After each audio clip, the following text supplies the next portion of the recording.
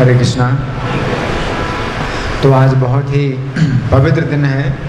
आज 3 त्यौहार हैं और ये तीनों ही त्यौहार ऐसे हैं जो कि साल में केवल एक ही दिन आते हैं। स्नान यात्रा साल में एक बार आती है और जो 2 तिरुभाव हैं तो वे भी चूँकि उनके आविर्भाव अज्ञात हैं इसलिए उनकी भी याद हम साल में एक बार ही करते हैं। एक तो श्रीधर पंडित हैं, उनका तिरुभाव है, तो हमारे वैष्णव कैलेंडर में उनका आविर्भाव नहीं आता है, तो केवल साल में एक ही दिन उनको याद करते हैं, श्रीधर पंडित को। और श्री मुकुंद दत्त का भी तिरुभाव दिवस है, हमारे वैष्णव कैलेंडर में उनका आविर्भाव दिवस नहीं आता है। कुछ ऐसे आचार्य हैं जिनके आविर्भाव तिरुभाव दोनों आते हैं, तो साल में 2 दिन उनको हम याद कर सकते हैं। लेकिन कुछ ऐसे वैष्णव आचार्य हैं जिनका आविर्भाव आता है, तिरुभाव नहीं आता, तो साल में केवल एक ही दिन याद करते हैं। या कुछ ऐसे वैष्णव आचार्य हैं जिनका साल में तिरुभाव आता है, आविर्भाव नहीं आता है।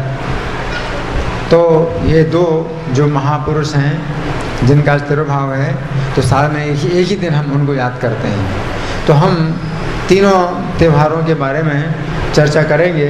पहले स्नान यात्रा की चर्चा करेंगे।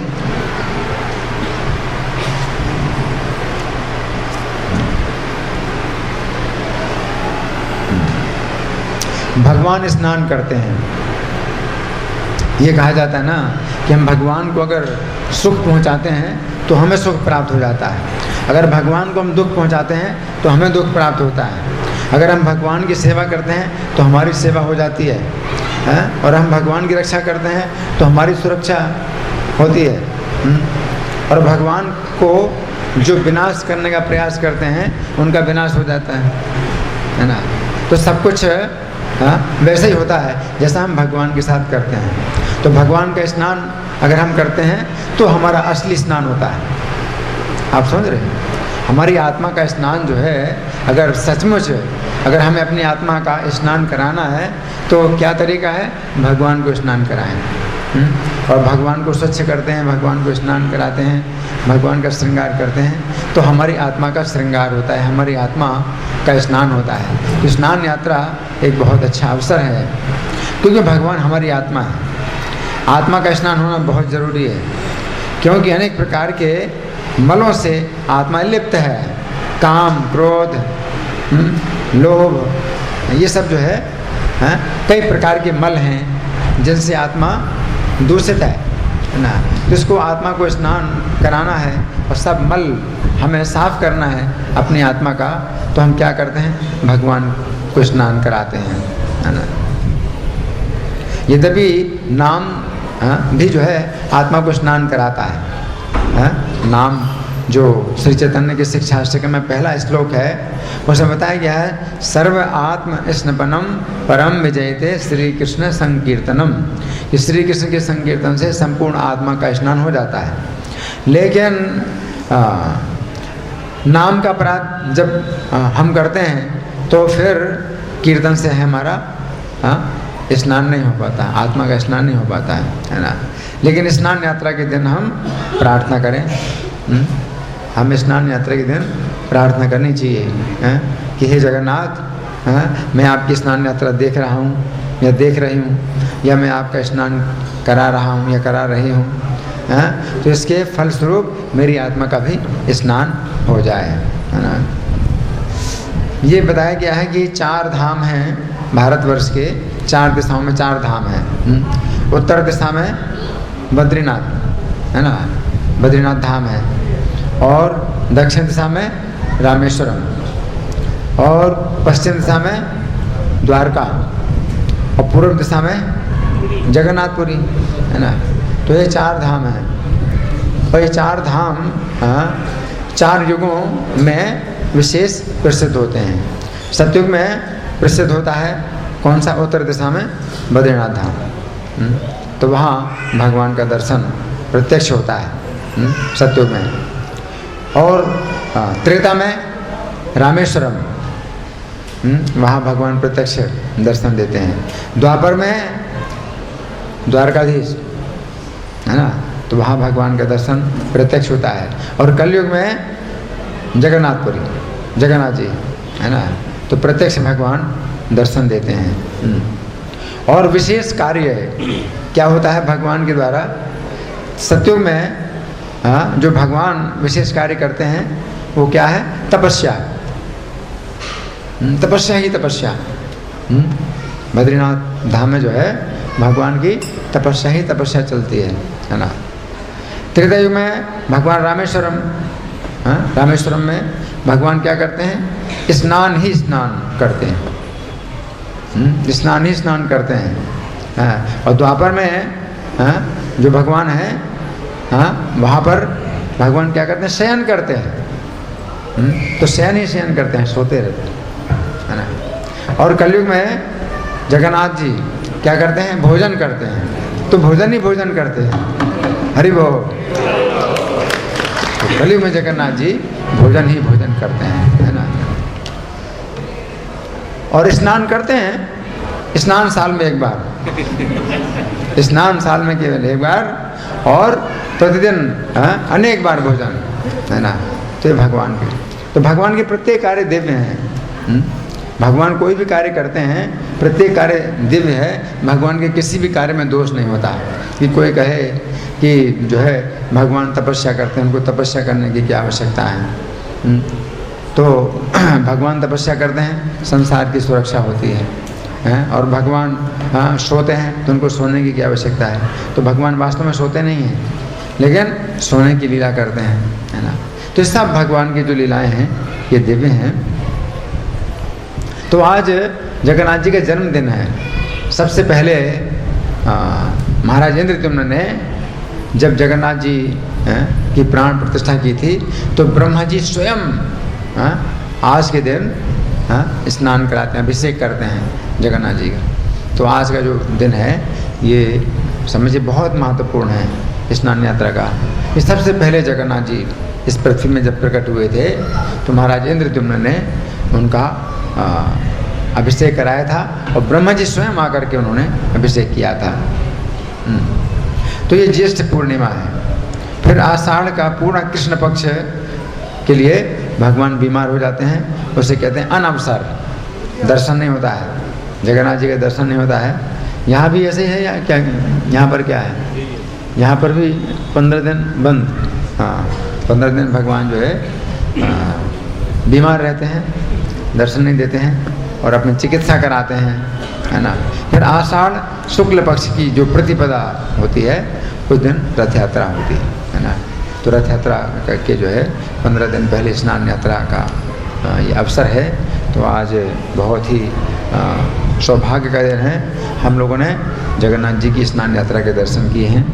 अब जो 2 महापुरुष हैं जिनका आज तिरुभाव दिवस है, तो उनमें से पहले हम सुनेंगे मुकुंद दत्त के बारे में।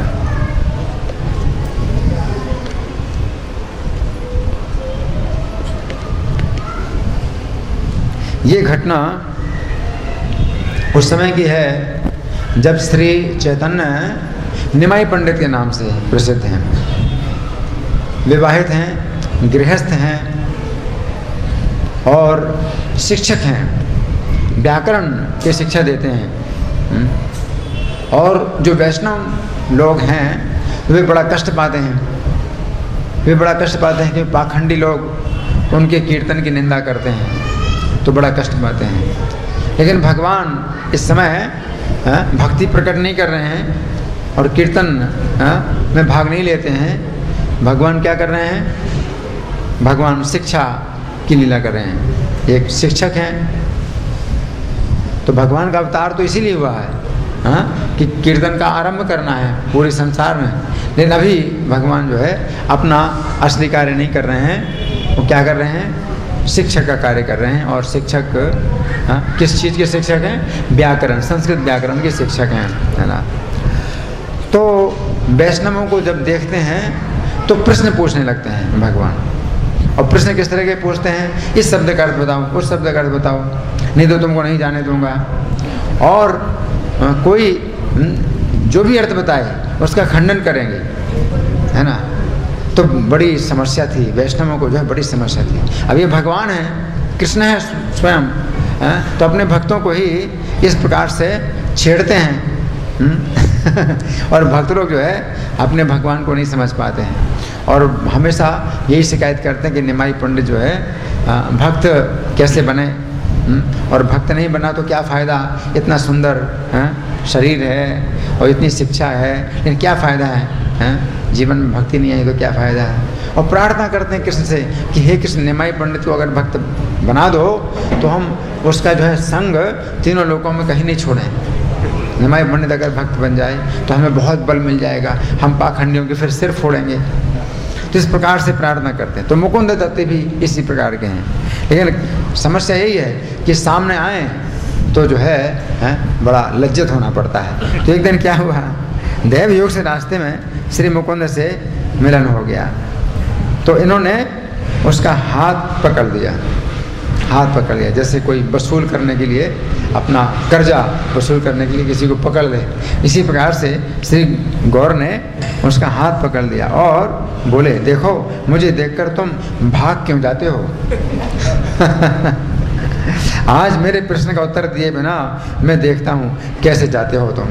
हाथ ही पकड़ लिया, कैसे जाते हो? जैसे कोई जो है वसूल करने वाला हो ना, इस तरह से।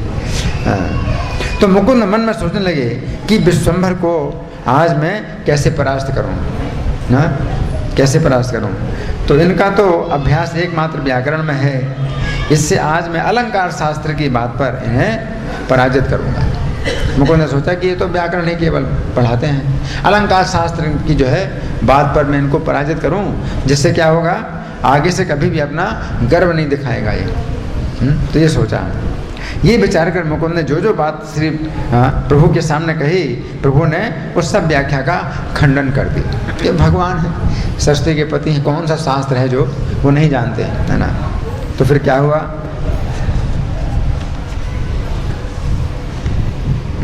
मुकुंद ने कहा, विश्वंभर, व्याकरण तो बच्चों का शास्त्र है, बच्चे ही उस पर विचार करते हैं। आज मैं तुम्हारे साथ अलंकार शास्त्र का विचार करना चाहता हूँ। तो महाप्रभु ने कहा, ठीक है, जो चाहो तुम पूछो। कठिन से कठिन जो अलंकार का विषय था, मुकुंद श्री प्रभु से पूछने लगा। तो महाप्रभु सर्वशक्तिमान अवतार हैं, ये उसके अलंकारों का खंडन करके उसके दोषों को स्थापन करने लगे। मुकुंद फिर प्रभु के खंडन को स्थापन ना कर सका। जिस बात को उन्होंने काट दिया, अब दोबारा वो जोड़ नहीं सकते, है ना। फिर तब प्रभु हंसकर कहने लगे, मुकुंद, आज घर जाकर तू फिर अच्छी प्रकार पुस्तक अध्ययन कर, फिर कल मुझसे आकर के जिज्ञासा करना। मुकुंद ने महाप्रभु की चरण धूल लेकर माथे पर चढ़ाई और वहाँ से चल दिया।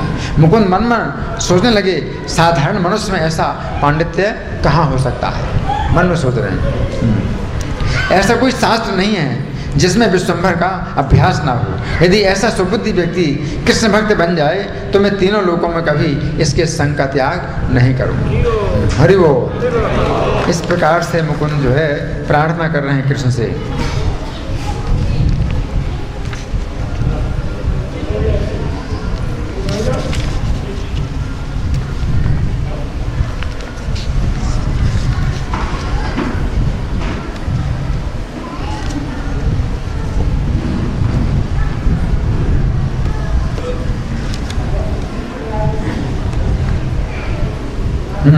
अब सुनिए, अब ये घटना उस समय की है जब श्री चैतन्य गया की यात्रा से लौट करके आए हैं। ईश्वरपुरी से उन्होंने दीक्षा ली है, मंत्र दीक्षा ली है, और अब कृष्ण प्रेम में वे जो है बहुत रोते हैं, कृष्ण के विरह का अनुभव करते हैं, कृष्ण प्रेम में रोते हैं, और कभी कभी भक्तों के बीच में अपना तत्व ही प्रकाशित करने लगते हैं। और वो जब ईश्वर भाव में आ जाते हैं तो सब कुछ, सब रहस्य बताते हैं, सब भक्तों के रहस्य बताते हैं। और एक बार तो उन्होंने सप्त प्रहरिया भाव प्रकट किया। सप्त प्रहरिया भाव का मतलब 7 प्रहर तक, 24 घंटे में 8 प्रहर होते हैं। तो अगर एक प्रहर को 3 घंटे का माना जाए तो 7 प्रहर का कितना हुआ, 21 घंटा। 21 घंटा लगातार ईश्वर भाव में रहे भगवान। तो इस स्थिति में भगवान जो है पर्दे के अंदर हैं और भक्तों को एक एक करके पर्दे के अंदर बुलाते हैं और अपना दर्शन देते हैं और उनको वरदान देते हैं। क्या वरदान चाहिए, मांगो, मुझसे मांगो।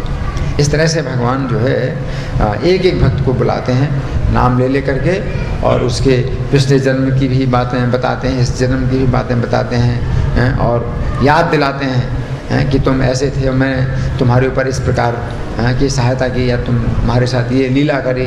तो भगवान इस प्रकार से याद दिलाते हैं। अब सब भक्तों को बुलाया एक एक करके, लेकिन मुकुंद को नहीं बुलाया, जबकि मुकुंद उनके सबसे ज़्यादा प्रिय, सबसे ज़्यादा निकट और कीर्तनिया। मुकुंद के कीर्तन से ही भगवान प्रेम के आवेश में आते हैं। तो उसी को नहीं बुला रहे और सब भक्तों को बुला रहे। तो क्या हुआ, अब मुकुंद को साहस नहीं है। अगर वो भगवान नहीं बुलाएं तो मुकुंद का साहस नहीं है कि वो जाएं भगवान के साथ। लेकिन बहुत अन्याय, ये तो बहुत अन्याय हो रहा है मुकुंद के साथ। मुकुंद सबसे प्रिय हैं, वैष्णवों के बहुत प्रिय हैं और प्रभु के साथ निरंतर कीर्तन करते हैं। फिर भी ये दंड उनको क्यों मिल रहा है? मुकुंद को, उन्हें महाप्रभु अपने पास क्यों नहीं बुला रहे हैं? ये किसी की समझ में नहीं आ रहा है। महाप्रभु नहीं बुलाते, वो स्वयं भी भीतर नहीं आ सकते। ये देखकर सबके चित्त में बड़ा दुख हो रहा है। तब श्रीवास बोले, हे प्रभु सुनिए, मुकुंद ने आपका क्या अपराध किया है? अब हिम्मत किसकी हुई? श्रीवास पंडित। मुकुंद ने आपका क्या अपराध किया है? मुकुंद तो आपका बड़ा प्यारा है और हम सबों का प्राण है। उसके गान को सुनकर किसका हृदय नहीं पिघल जाता है? वो भक्ति परायण है, सब ओर से सावधान रहता है। उसका अपराध तो बताइए जिस कारण उसका अपमान हो रहा है। किसने कहा? श्रीवास ने कहा।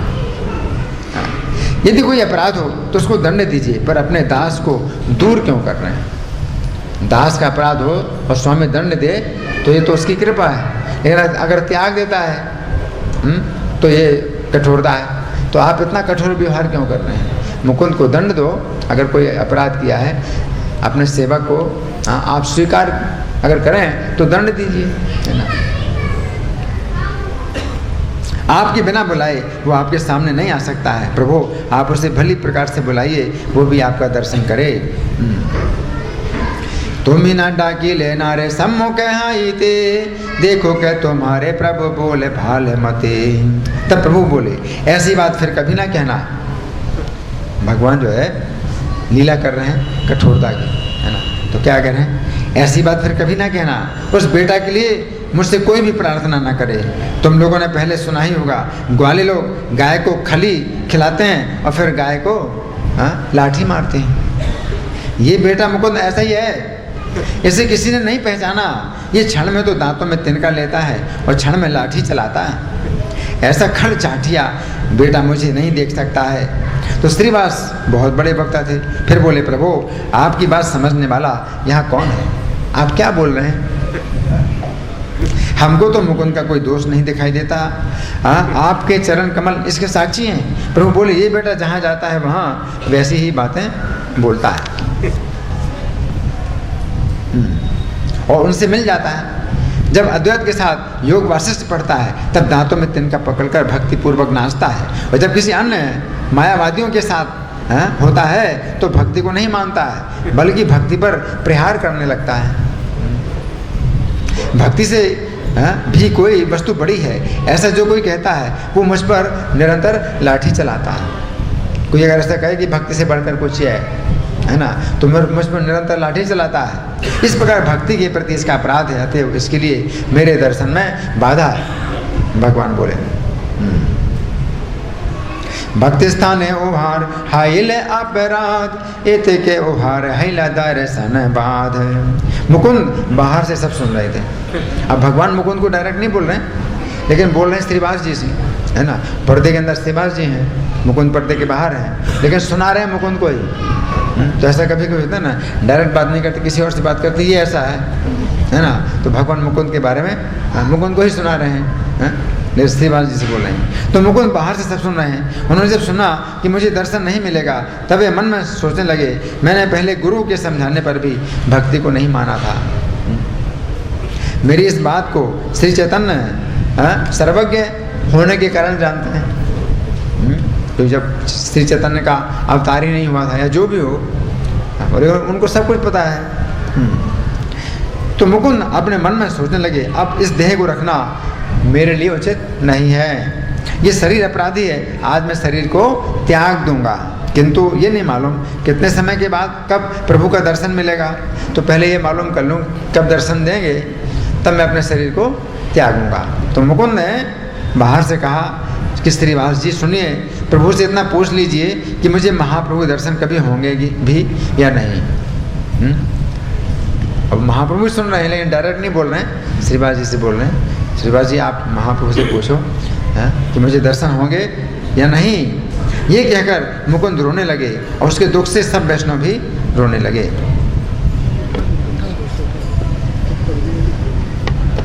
हाँ ये अच्छा है।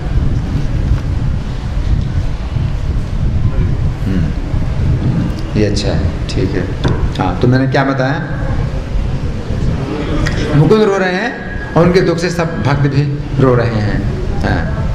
तब प्रभु बोले जब उसके करोड़ जन्म बीतेंगे तब मेरा दर्शन पाएगा, 1 करोड़ जन्म के बाद दर्शन पाएगा, है ना। तो निश्चय पाएगा। ये शब्द प्रभु के मुख से सुनते ही मुकुंद का तन मन रोम रोम सुख में भीग गया।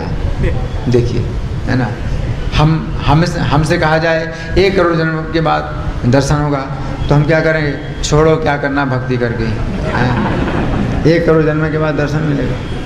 लेकिन नहीं, भक्त अपने को इतना विनम्र, स्वयं इतना विनम्र होता है कि 1 करोड़ जन्म के बाद भी अगर दर्शन मिले तो भगवान की कितनी दया है मेरे ऊपर। मुकुंद जो है कैसे सोच रहे हैं। और पाऊंगा पाऊंगा कहता हुआ महानृत्य करने लगा। 1 करोड़ जन्म के बाद अगर दर्शन मिलेगा तो ये तो बहुत भगवान की कृपा है, तो बहुत सस्ता दर्शन हो गया, वो ऐसे सोच रहे हैं, है ना। और बेहबल होकर श्री चैतन्य का जो है मैं दर्शन पाऊंगा, बेहबल होकर के नृत्य करने लगा। तो मुकुंद को देखकर प्रभु विश्वम्भर हंस पड़े और आज्ञा दी कि मुकुंद को शीघ्र ले आओ, ले आओ।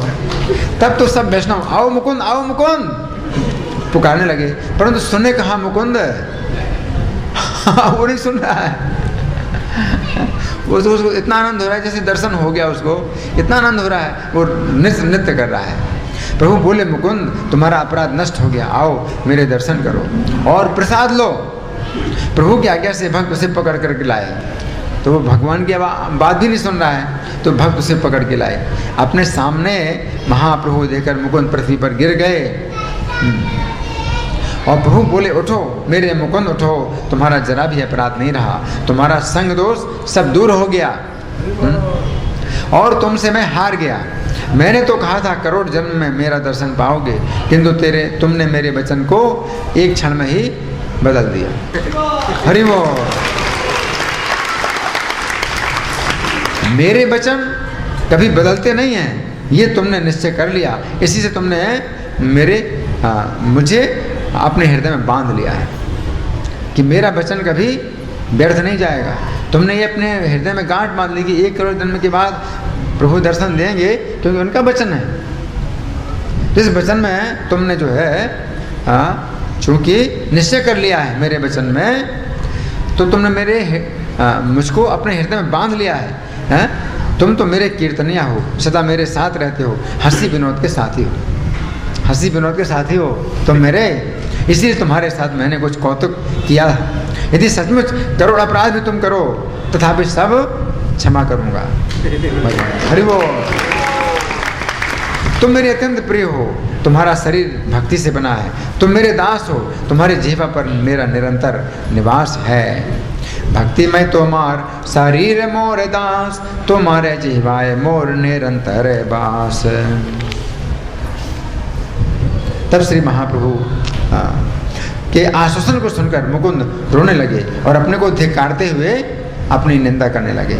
वे बोले मैंने इस नीच मुख से भक्ति को नहीं माना, प्रभु का दर्शन करने पर भी मैं भक्ति शून्य क्या सुख पाऊंगा।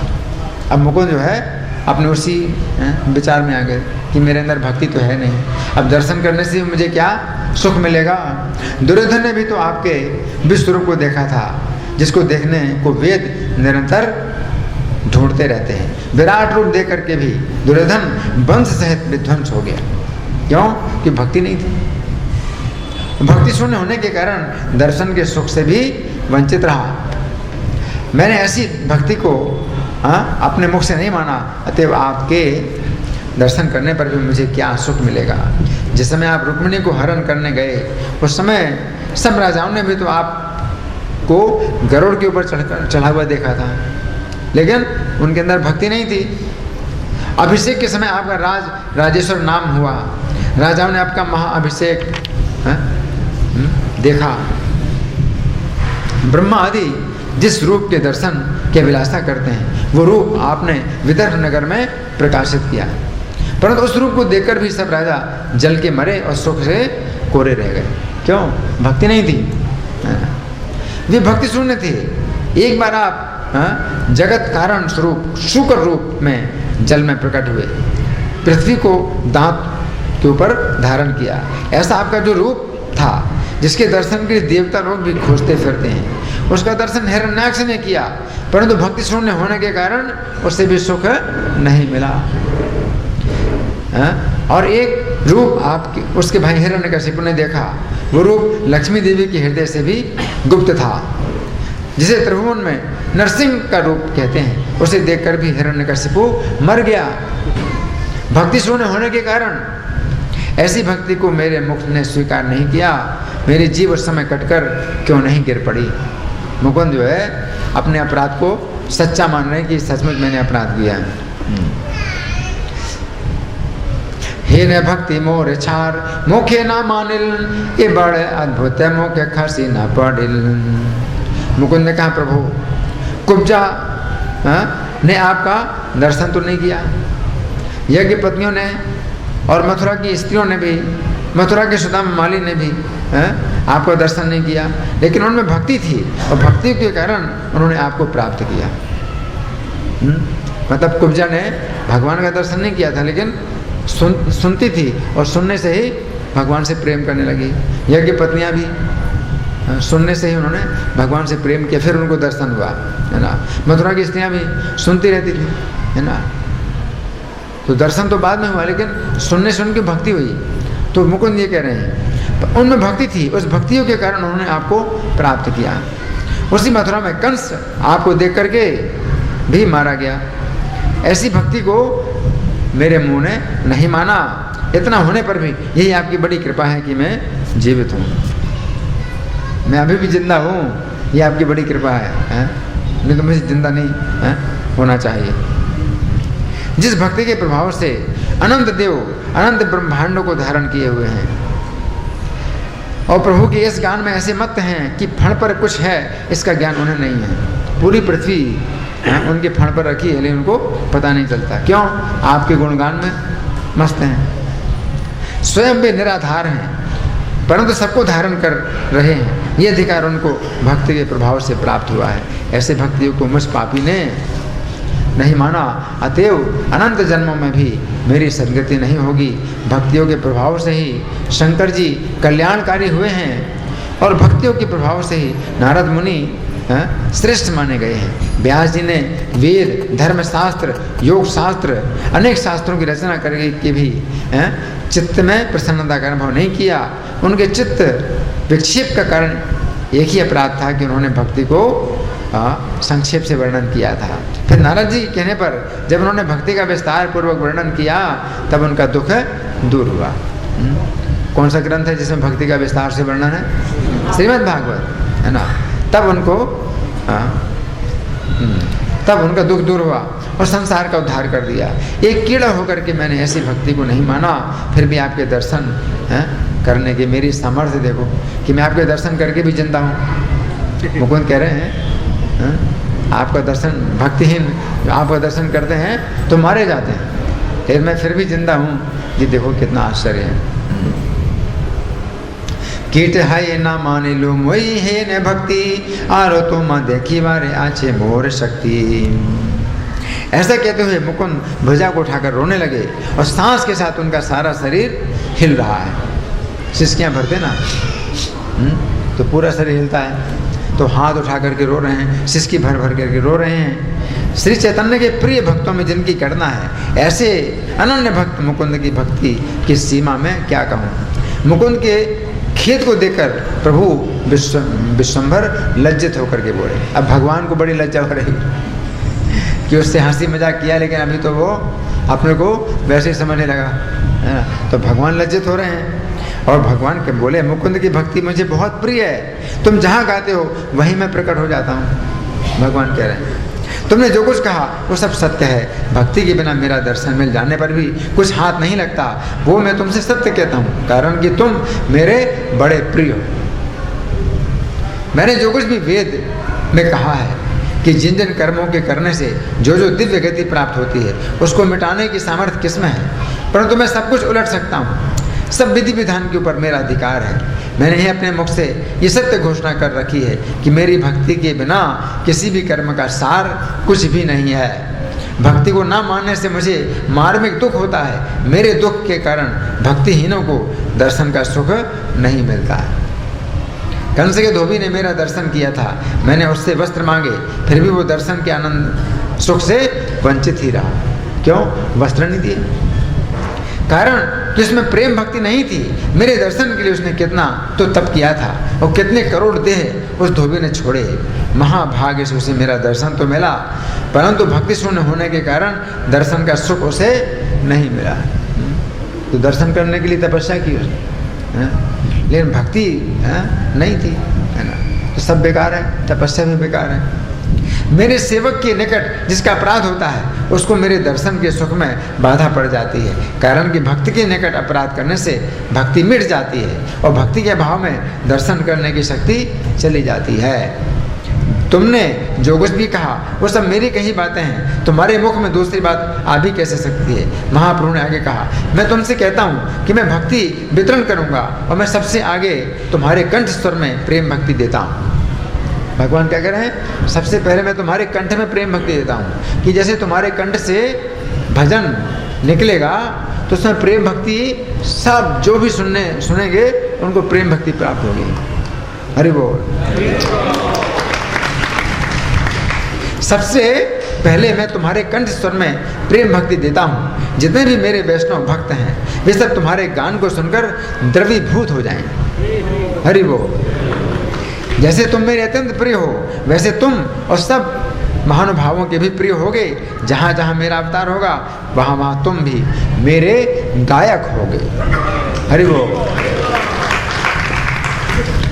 जेखाने है मोर अवतार तथा गायन तुम है भी अमार।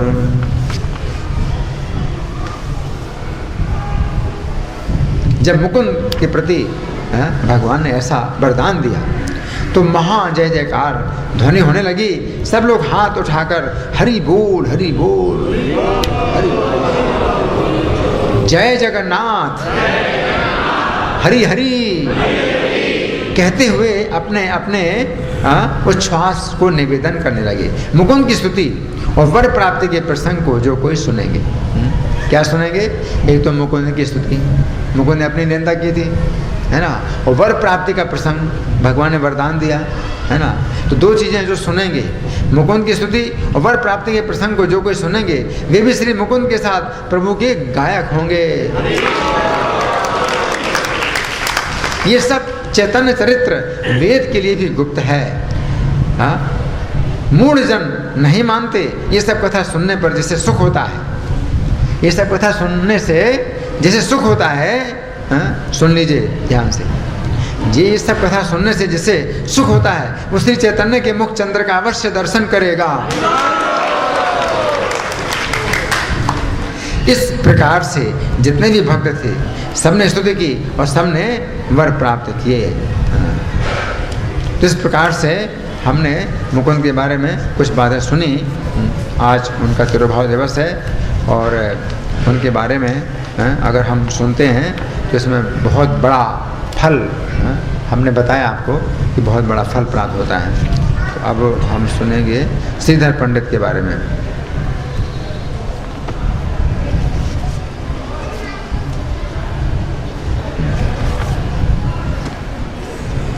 श्रीधर पंडित सुने बड़े ध्यान से कि भगवान इसी सप्त प्रहरिया भाव में है मुकुंद के साथ मुकुंद को नहीं बुलाया था, तो इस तरह से ये सब लीला हुई।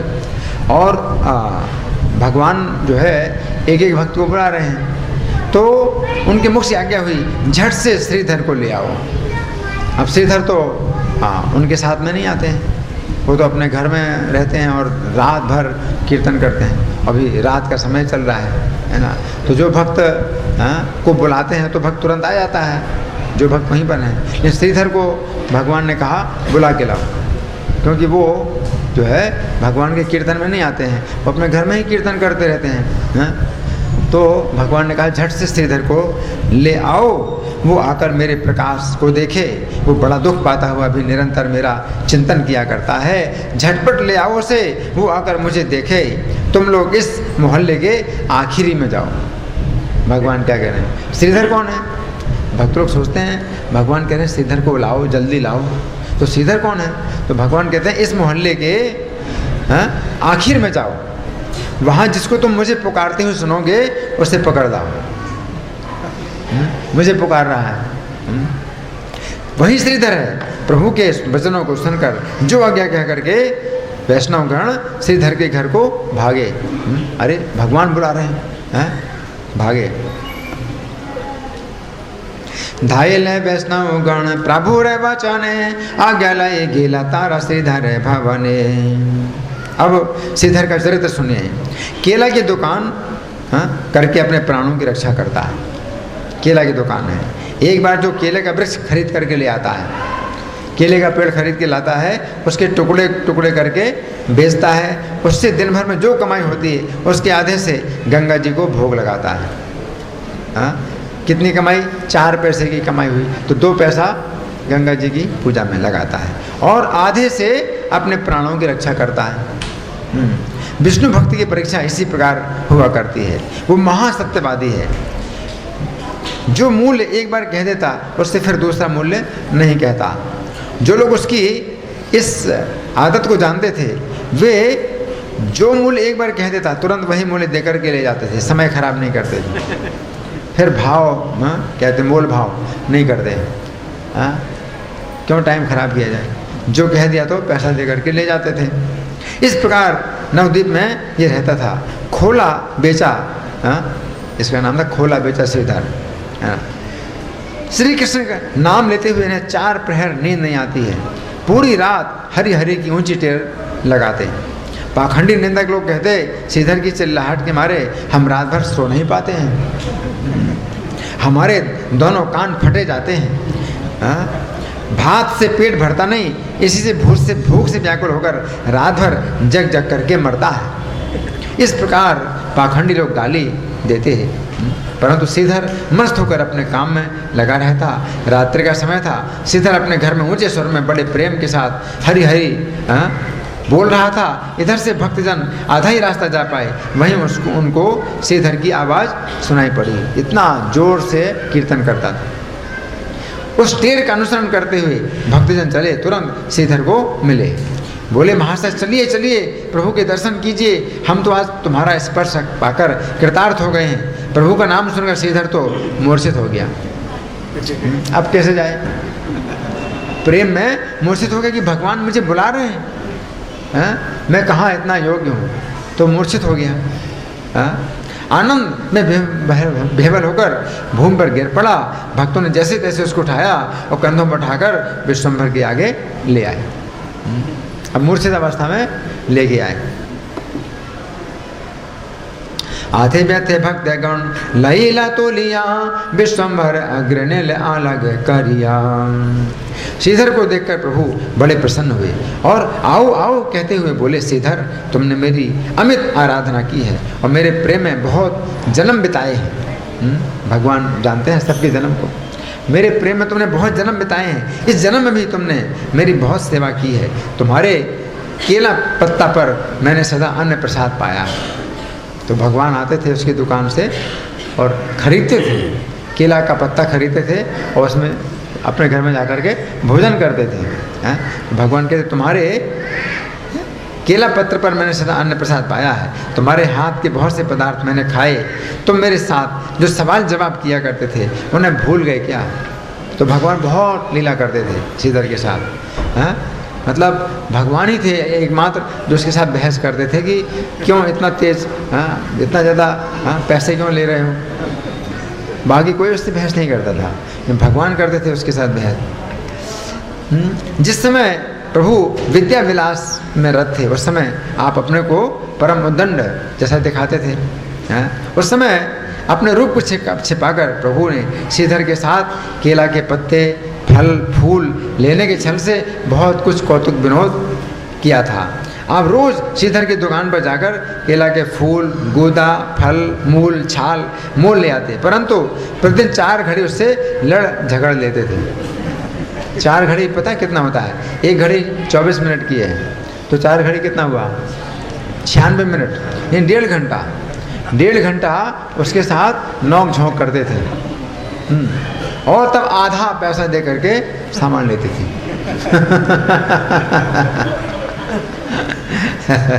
सत्यवादी श्रीधर ने जो दाम लेने होते थे वही बतलाता।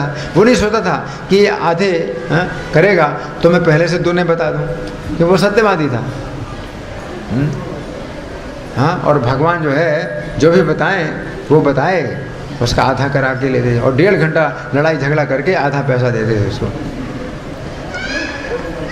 हाँ, और वो जो है कभी नहीं सोचता था कि इतनी लड़ाई झगड़ा होगी तो मैं पहले से 2 ना बता दूं, और जब ये आधा बताएगा तो मैं दे दूंगा आधे में, तो लड़ाई झगड़ा होगा ही नहीं। तो वो उसका नियम था, सत्यवादी।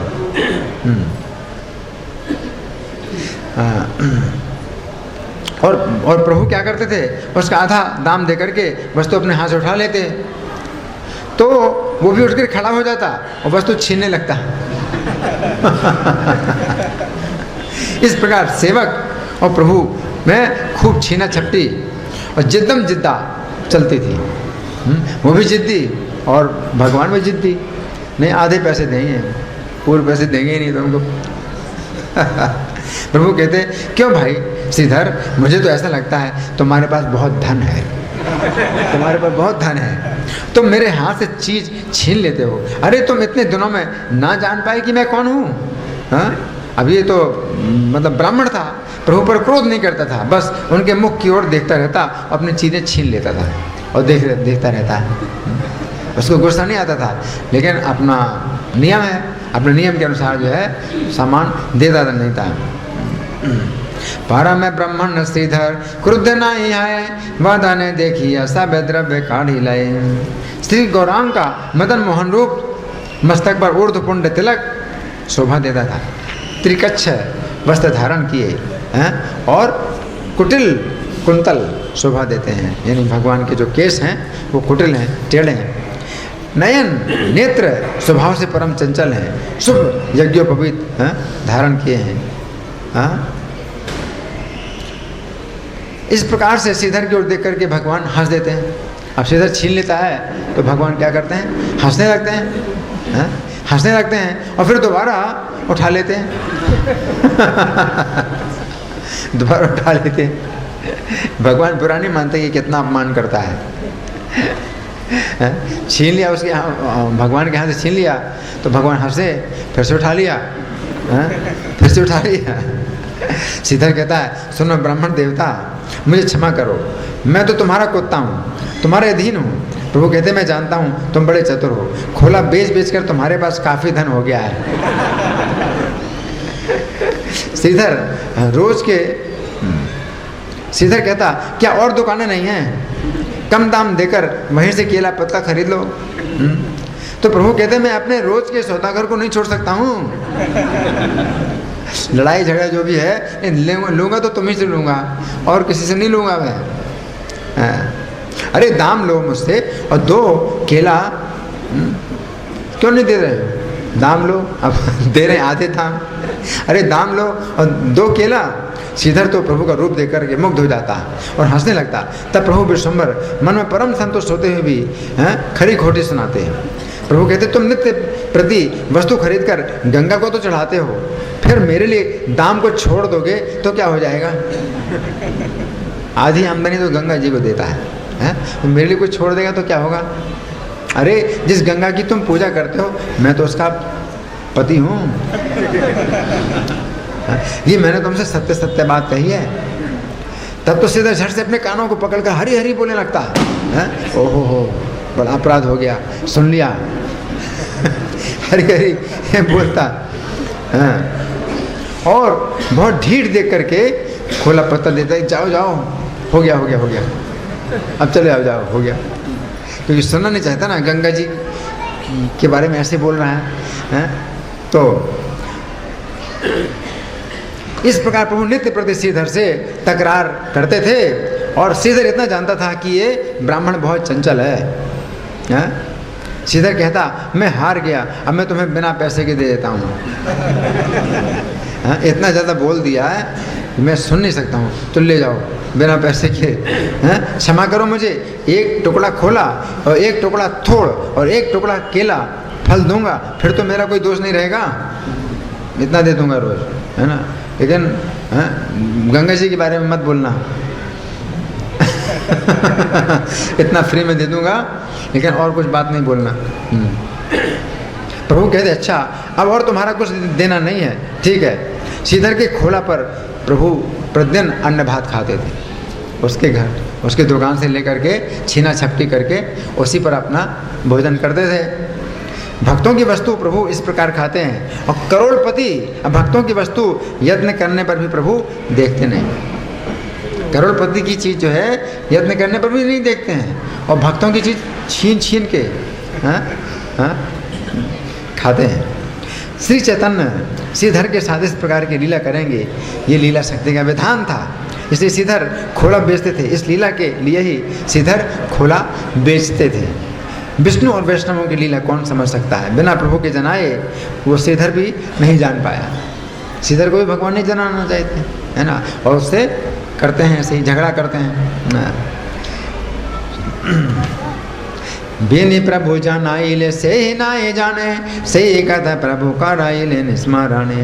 प्रभु बोले श्रीधर देख मेरे रूप को, अब भगवान अब इस समय बता रहे हैं अपने ईश्वर भाव में, भगवान कह रहे हैं श्रीधर देख मेरे रूप को, यदि तू चाहे तो 8 सिद्धियां दे दूं तुझको, 8 प्रकार की सिद्धियां, अणिमा लघिमा गरिमा ये सब दे दूं। महापुरुष श्रीधर ने सिर उठाकर देखा तो विश्वम्भर के श्याम रूप में दर्शन किए। उनके साथ मोहिनी बंसी और दाहिनी और बलराम हैं, महाज्योतिर्मय स्वरूप हैं। लक्ष्मी जी उनके हाथ में तांबूल दे रही हैं, सामने 4 मुख वाले ब्रह्मा जी हैं, 5 मुख वाले शिव जी हैं, स्तुति कर रहे हैं और सिर के ऊपर महाफणों का छत्र दिखाई देता है। हरि बोल हरि बोल। और हाथ जोड़े सनक आदि 4 कुमार हैं, नारद जी हैं, सुखदेव हैं, ये सब खड़े हैं।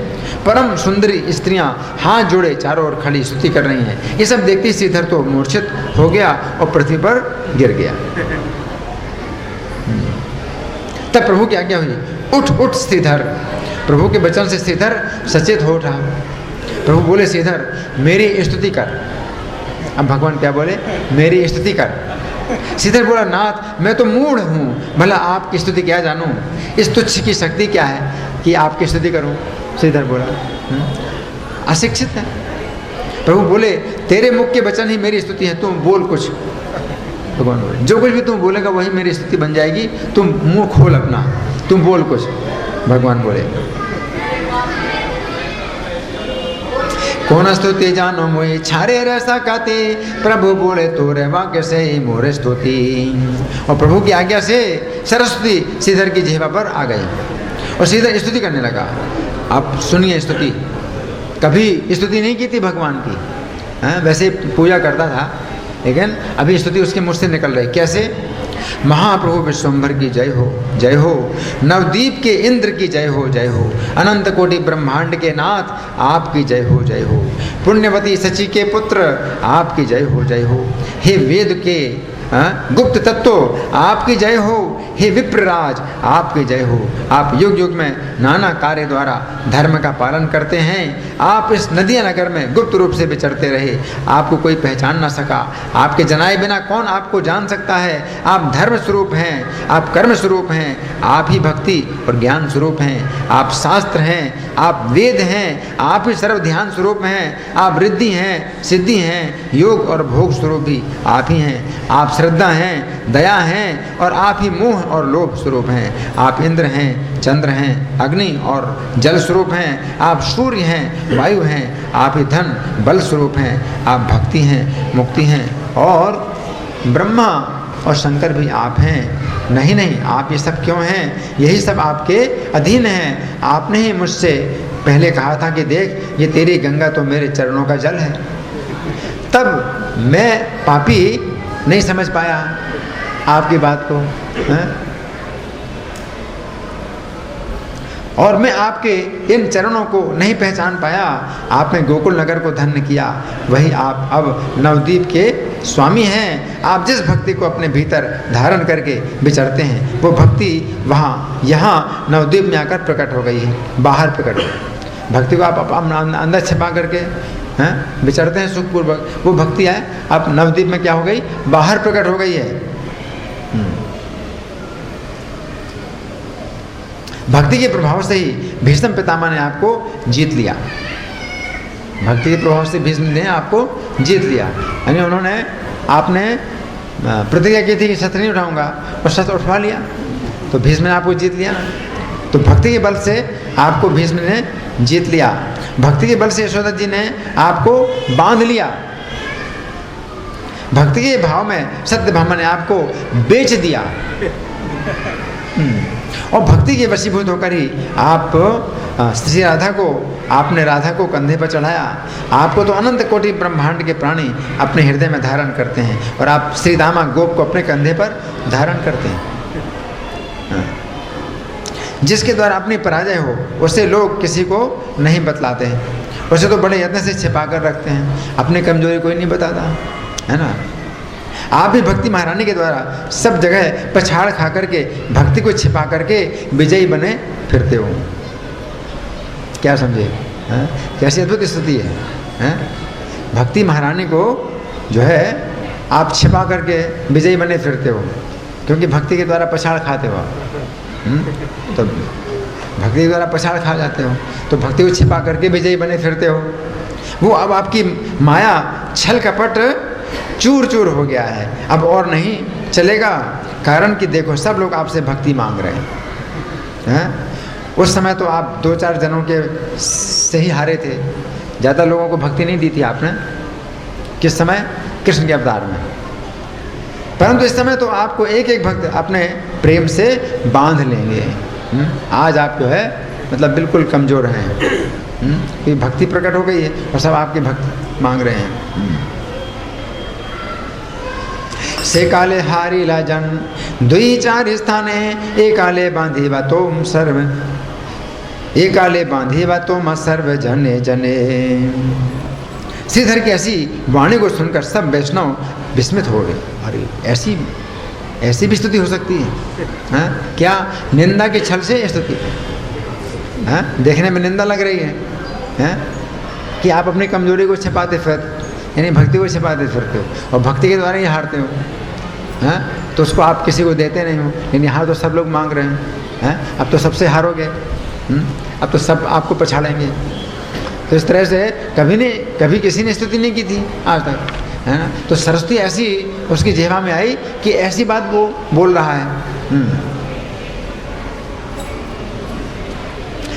श्रीधर की ऐसी वाणी को सुनकर सब वैष्णव विस्मित हो गए। तब प्रभु बोले, श्रीधर चुन करके वर मांग लो। अब भगवान क्या बोले? श्रीधर चुन करके वर मांग लो, मैं आज 8 सिद्धियां तुमको दे देता हूँ। श्रीधर बोला, प्रभु और भी बहकाना चाहते हो क्या? पर ये निश्चय जानो, अब आपकी चाल नहीं चलेगी, अब आपकी चाल नहीं चलेगी। प्रभु बोले, परंतु मेरा दर्शन तो व्यर्थ नहीं जाता। मैं तो तुम्हें कुछ देना चाहता हूँ, जो तुम्हारा चित्त चाहे वही वरदान मिल जाएगा। इस प्रकार जब विश्वम्बर प्रभु बार बार मांग मांग बोलते हैं, तो श्रीधर बोला, प्रभु यही वरदान दो कि जिस ब्राह्मण ने मेरे खोला पत्ते छीने थे, जो ब्राह्मण मेरी दुकान में आके छीना छपटी करता था, वही ब्राह्मण जन्म जन्म में मेरा स्वामी बने।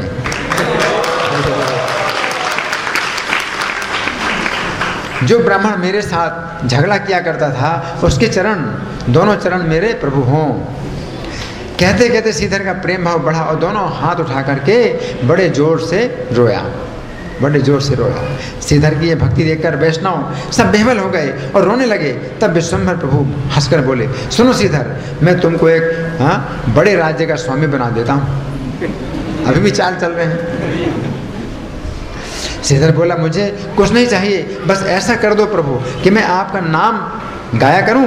प्रभु बोले, श्रीधर तुम मेरे दास हो, इसीलिए तुमने मेरा ये महाप्रकाश देखा है, इतने पर भी तुम्हारी मति नहीं टली, अतएव मैंने तुम्हें वेदों में भी जो गुप्त प्रेम भक्ति योग दे दिया। हरि बोल। वैष्णव में जय जयकार की ध्वनि गूंज उठी। श्रीधर को जो वरदान मिला उसे सबने सुना। श्री चैतन्य के सेवकों के पास ना धन है, ना जन है, ना पंडिताई है, इनको कौन पहचान सकता है? विद्या, धन, रूप, कुल, वेशभूषा, इनसे क्या होगा? ये तो अहंकार बढ़ाकर जड़ समेत नष्ट हो जाते हैं। विद्या है, कुल है, रूप है, अहंकार बढ़ा करके जड़ समेत नष्ट हो जाते हैं। ये भी खत्म हो जाते हैं और वो व्यक्ति भी खत्म हो जाता है। श्रीधर ने केला बेचकर जो भक्ति योग पाया, उसके दर्शन भी करोड़पतियों को करोड़ों कल्पों में भी नहीं होंगे। करोड़पतियों को करोड़ों कल्पों में भी उसके दर्शन नहीं होंगे जो भक्ति योग पाया। पाने के बाद तो बहुत दूर दर्शन भी नहीं कर पाएंगे। कौन? करोड़पति। कितने समय तक? करोड़ कल्पों तक भी नहीं, देख भी नहीं पाएंगे।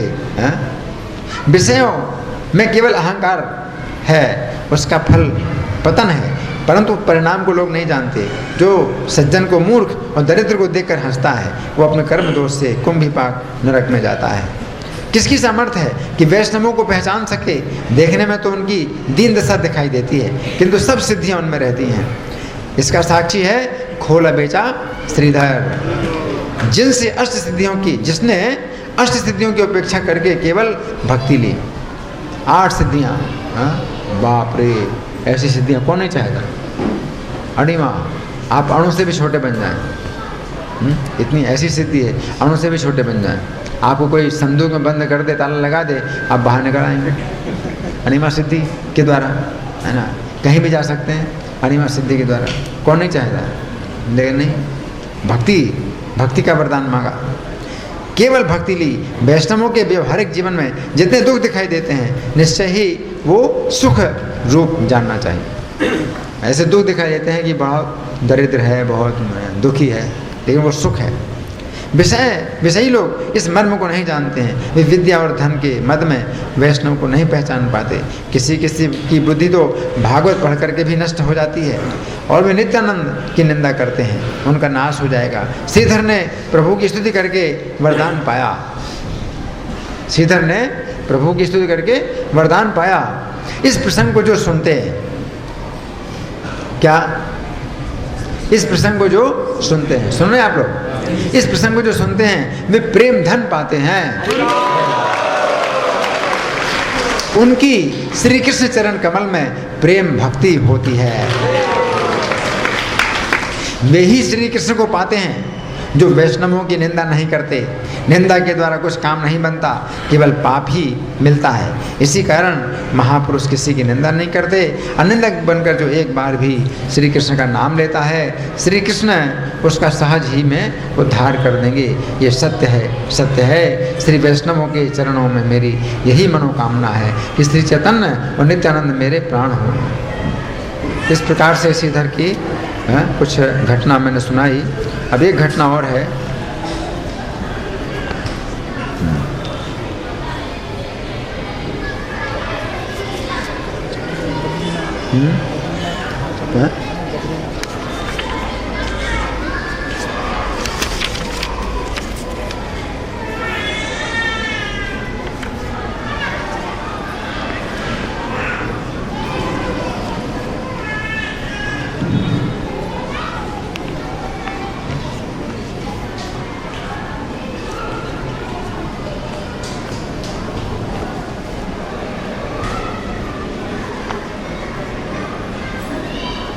ठीक है, अब मिल नहीं रहा, लेकिन मैं संक्षेप में बता देता हूँ। ये घटना उस समय की है जब श्री चैतन्य ने चांद काजी का उद्धार किया। तो चांद काजी के घर में श्री चैतन्य ने उसको अच्छी तरह से अपमानित किया और उससे वचन लिया कि वो अपने वंश में भी, उसके वंश में भी कोई कीर्तन को बंद नहीं कराएगा। उसके बाद फिर उसके घर से भगवान जब कीर्तन करते हुए निकलते हैं तो श्रीधर के घर में आते हैं, और श्रीधर के घर में एक लोटा है, और वो भी जो है लोहे का लोटा है, और उसमें भी छेद है, उसको कोई चोर भी ना चुराए, वही उसकी संपत्ति, उसके घर की, है ना। तो भगवान जब आए श्रीधर के घर में तो उस लोटे से उन्होंने पानी पिया, और श्रीधर ने अपना बड़ा वो माना कि मेरा तो बहुत बड़ा अपराध हो गया है कि भगवान, साक्षात भगवान ने मेरे लोटे का पानी पिया।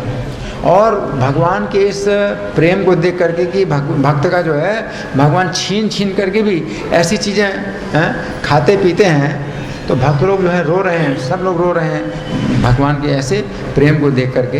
तो श्रीधर के विषय में हमने कुछ इस तरह की चर्चा की है। तो आज श्रीधर पंडित का तिरुभाव दिवस है और मुकुंद दत्त का तिरुभाव दिवस है।